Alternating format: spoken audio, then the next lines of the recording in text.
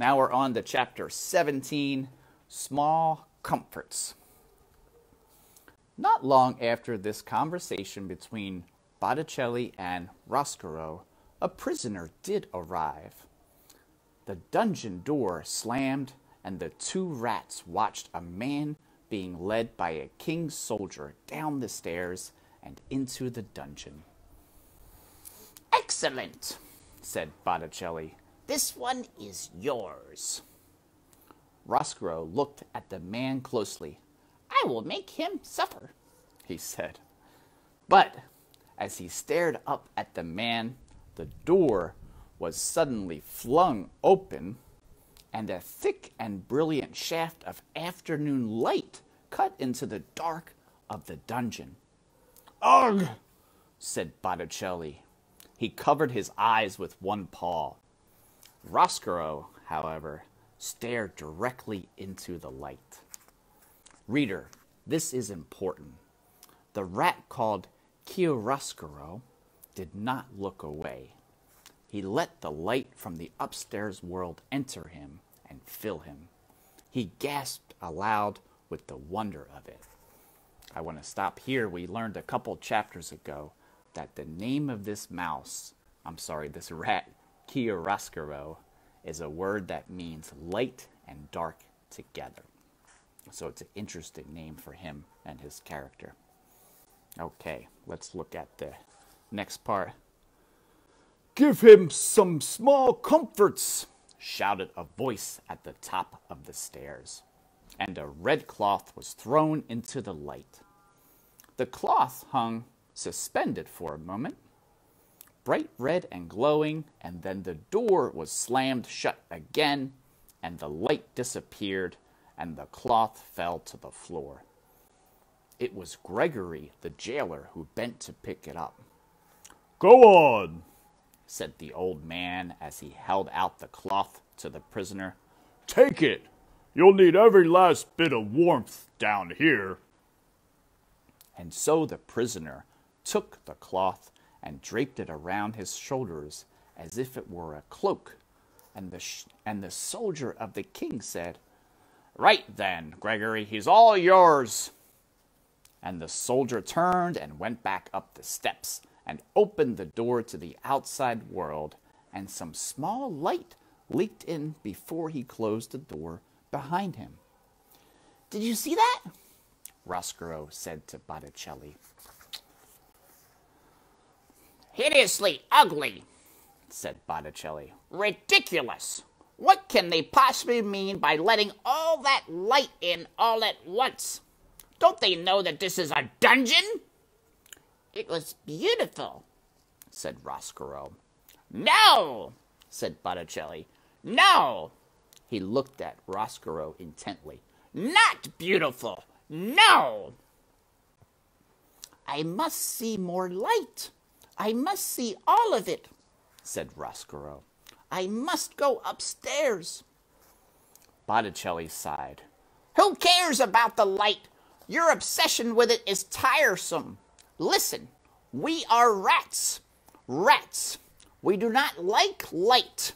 We are about darkness. We are about suffering." "But," said Roscaro. "upstairs." "No buts," said Botticelli. "No buts. None. Rats do not go upstairs. Upstairs is the domain of mice." He took the locket from around his neck. "What," he said, swinging it back and forth, "is this rope made of?" "Whiskers." "The whiskers of whom?" "Mice." "Exactly. And who lives upstairs?" "Mice." "Exactly. Mice." Botticelli turned his head and spat on the floor. "Mice are nothing but little packages of blood and bones, afraid of everything. They are despicable, laughable, the opposite of what we strive to be. Do you want to live in their world?" Roscaro looked up, past Botticelli, to the delicious sliver of light that shone out from underneath the door. He said nothing. Listen, said Botticelli. this is what you should do. Go and torture the prisoner. Go and take the red cloth from him. The cloth will satisfy your craving for something from that world. But do not go up into the light. You will regret it. As he spoke, the locket swung back and forth, back and forth. You do not belong in that world. You are a rat. A rat. Say it with me. A rat, said Roscoe. Ah, but you are cheating. You must say, I am a rat, said Botticelli, smiling his slow smile at Roscoe. I am a rat, said Roscoe. Again, said Botticelli, swinging his locket. I am a rat. Exactly, said Botticelli. A rat is a rat is a rat. End of story. World without end. Amen. Yes, said Roscoe. Amen. I am a rat. He closed his eyes. He saw again the red cloth spinning against the backdrop of gold. And he told himself, reader, that it was the cloth that he desired and not the light. All right, let's stop and look at a picture. Here is Roscoe and Botticelli when, if you could see there, the light starts to come in, and Roscoe, however, stared directly into the light. All right. Chapter 18, Confessions. Roscoe went, as Botticelli told him he must, to torment the new prisoner and to take the red cloth from him. The man was sitting with his legs stretched out straight in front of him, chained to the floor, the red cloth still draped over his shoulders. Roscoe squeezed through the bars and crept slowly over the damp, weeping stones of the cell floor. When he was close to the man, he said, Ah, welcome, welcome. We are delighted to have you. The man lit a match and looked at Roscoe. Roscoe stared longingly into the light. Go on, said the prisoner. He waved a hand in the direction of Roscoe, and the match went out. You're nothing but a rat. I am, said Roscoe. Exactly that. A rat. Allow me to congratulate you on your very astute powers of observation. What do you want, you rat? What do I want? Nothing. Nothing for my sake, that is. I have come for you. I have come to keep you company here in the dark. He crawled closer to the man. I don't need the company of a rat. What about the solace of a sympathetic ear? Do you need that? Huh? Would you like to confess your sins? To a rat? You're kidding. Come now, said Roscoe. Close your eyes. Pretend that I am not a rat. Pretend that I am nothing but a voice in the darkness, a voice that cares. The prisoner closed his eyes. All right, he said. I'll tell you, but I'm telling you because there ain't no point in not telling you. No point in keeping secrets from a dirty little rat. I ain't in such a desperate way that I need to lie to a rat. The man cleared his throat. I'm here for stealing 6 cows, 2 jerseys, and 4 Guernseys. Cow theft.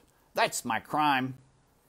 He opened his eyes and stared into the darkness. He laughed. He closed his eyes again. But there's something else I've done many years ago. Another crime, and they don't even know of it. Go on, said Roscoe softly. He crept closer. He allowed one paw to touch the magical red cloth. I traded my girl, my own daughter, for this red tablecloth, and for a hen, and for a handful of cigarettes. Tsk, said Roscoe. He was not alarmed to hear of such a hideous thing. His parents, after all, had not much cared for him, and certainly, if there had been any profit in it, they would have sold him. And then, too, Botticelli Rimorso, one lazy Sunday afternoon, had recited from memory all the confessions he had heard from prisoners. What humans were capable of came as no surprise to Roscoe. And then, said the man. and then, encouraged Roscoe. and then I'd done the worst of all. I walked away from her, and she was crying and calling out for me, and I did not even look back. I did not. Oh, Lord, I kept walking. The prisoner cleared his throat. He sniffed. Ah, said Roscoe. yes, I see. By now he was standing so that all four of his paws were touching the red cloth. Do you find comfort in this cloth that you sold your child for? It's warm, said the man. Was it worth your child? I like the color of it. Does the cloth remind you of what you have done wrong? It does, the prisoner said. He sniffed. It does. Allow me to ease your burden, said Roscoe. He stood on his hind legs and bowed at the waist.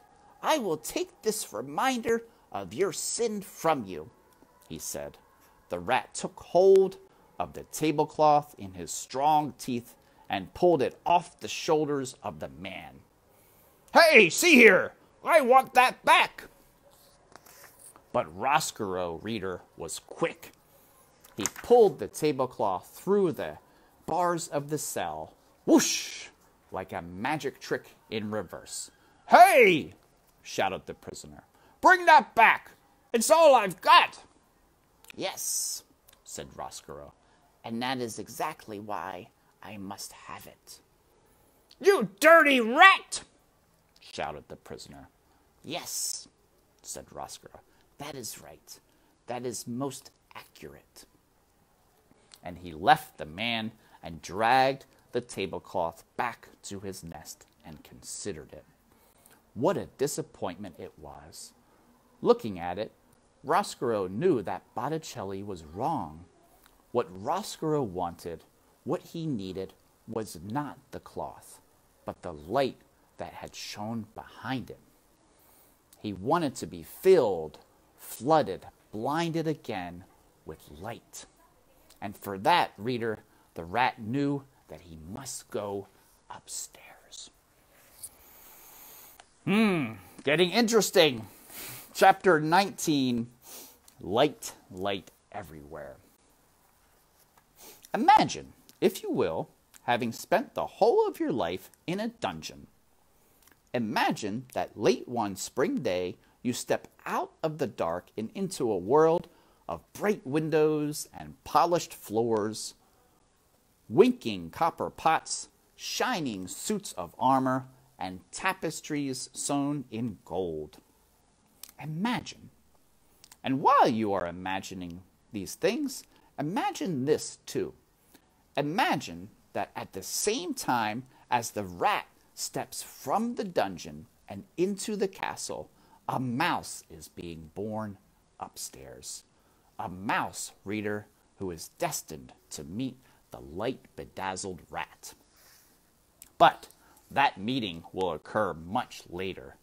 And for now, the rat is nothing but happy, delighted, amazed to find himself standing in so much light. I, said Roscoe, spinning dizzily from one bright thing to the next. will never leave. No, never. I will never go back to the dungeon. Why would I? I will never torture another prisoner. It is here that I belong. The rat waltzed happily from room to room until he found himself at the door of the banquet hall. He looked inside and saw gathered there King Philip, Queen Rosemary, the Princess P, 20 noble people, a juggler, 4 minstrels, and all the king's men. This party, reader, was a sight for a rat's eyes. Roscoe had never seen happy people. He had known only the miserable ones. Gregory the jailer and those who were consigned to his domain did not laugh or smile or clink glasses with the person sitting next to them. Roscoe was enchanted. Everything glittered. Everything. The gold spoons on the table and the jingle bells on the juggler's cap, the strings on the minstrels' guitars, and the crowns on the king's and queen's heads. And the little princess, how lovely she was, how much like light itself. Her gown was covered in sequins that winked and glimmered at the rat. And when she laughed, she laughed often, everything around her seemed to glow brighter. "Oh, really," said Roscoe, "this is too extraordinary. This is too wonderful. I must tell Botticelli that he was wrong. Suffering is not the answer. Light is the answer." And he made his way into the banquet hall. He lifted his tail off the ground and held it at an angle and marched in time to the music the minstrels were playing on their guitars. The rat, reader, invited himself to the party. All right.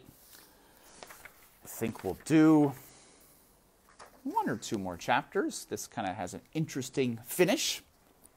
Chapter 20, A View from the Chandelier. So if you're watching, hello, thanks for watching, either live or later.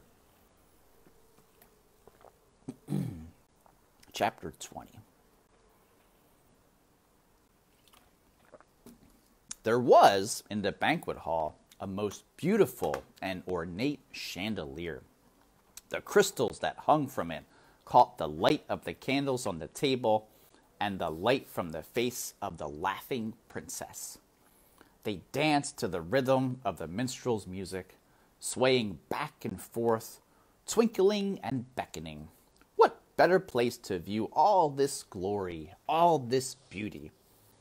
There was so much laughing and singing and juggling that no one noticed as Roscoe crawled up a table leg and onto the table, and from there flung himself onto the lowest branch of the chandelier. Hanging by one paw, he swung back and forth, admiring the spectacle below him, the smells of the food, the sound of the music, and the light, the light, the light. Amazing, unbelievable. Roscoe smiled and shook his head. Unfortunately, a rat can hang from a chandelier for only so long before he is discovered. This would be true at even the loudest party. Reader, do you know who it was that spotted him? You're right, the sharp-eyed Princess P. "A rat!" she shouted. "A rat is hanging from the chandelier!" The party, as I have noted, was loud. The minstrels were strumming and singing. The people were laughing and eating. The man with the jingle cap was juggling and jingling.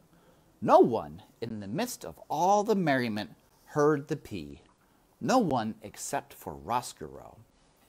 Rat. He had never before been aware of what an ugly word it was. Rat. In the middle of all that beauty, it immediately became clear that it was an extremely distasteful syllable. Rat. A curse, an insult, a word totally without light.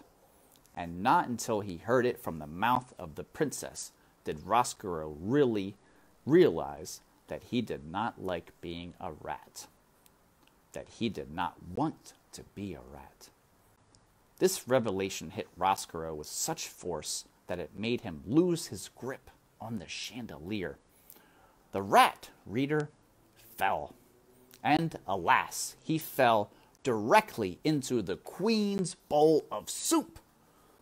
All right, here we have our rat friend, Roscoe, hanging by one paw from the chandelier, while the Princess P shouts, "A rat!" All right, friends, let's do one more chapter, because this comes to a little bit of a conclusion, and then we'll continue again tomorrow. Chapter 21, The Queen's Last Words. The Queen loved soup. She loved soup more than anything in the world, except for the princess and the king. And because the Queen loved it, soup was served in the castle for every banquet, every lunch, and every dinner. And what soup it was! Cook's love and admiration for the Queen and her palate moved the broth that she concocted from the level of mere food to high art. On this particular day, for this particular banquet, Cook had outdone herself. The soup was a masterwork, a delicate mingling of chicken, watercress, and garlic. Roscoe, as he surfaced from the bottom of the Queen's capacious bowl, could not help taking a few appreciative sips. "Lovely," he said, distracted for a moment from the misery of his existence. "Delightful." "See!" shouted the P. "See!"